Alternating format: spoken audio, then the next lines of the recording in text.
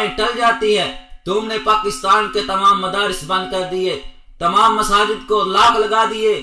ارے دیکھو چین والوں کو جن کے اوپر عذاب مسلط ہوا، انہوں نے آج وہ عذاب کا حل نکالا، وہ کوشش کی، اللہ کے سامنے سجدہ کیا، یہ اقرار کیا کہ مساجد و مدارس آباد کرنے سے کرونا وائرس ختم ہوگا.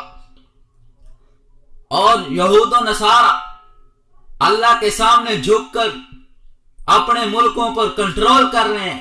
تم انسانی مسلمان ہو، پدیشی مسلمان ہو، تم مسجد و مدارس اللہ اور اس کی رسول کی تعلیم کو بند کر کے کہتے ہو کرونا وائرس سے بچ جاؤ گے. یہ ایسا نہیں ہو سکتا.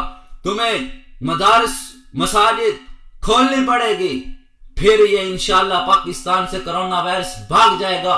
باتیں بہت زیادہ ہیں. تم نے اعلان کیے، ڈینگی وائرس نے پورے ملک کو تباہ و برباد کر دیا. مجھے بتاؤ، میں پڑھتا تھا اس وقت مدارس کی طرف سے کوئی ایک بچہ بھی مدارس کا اللہ اور اس کی رسول کی تعلیم پڑھنے والا کوئی اسپتال کے اندر گیا ہو کہ مجھے ڈینگی نے کاٹ لیا ہے. ہم خود مدارس میں پڑے رہتے تھے چارپائیوں پہ. ہم نے کبھی لوشن نہیں لگایا تھا، کبھی کوئی ایسی دوائی نہیں استعمال کی جس کی وجہ سے ہمیں یہ ڈر ہو کہ اگر نہ لگائی تو ڈینگی کاٹ لے گا.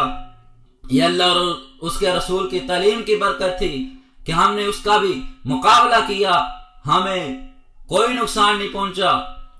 آج اگر ہم مساجد و مدارس آباد کریں گے، ہمارا ایمان اور یقین ہے کہ ہم کامیاب ہو جائیں گے اور اس وائرس سے ہمیں نجات ملے گی.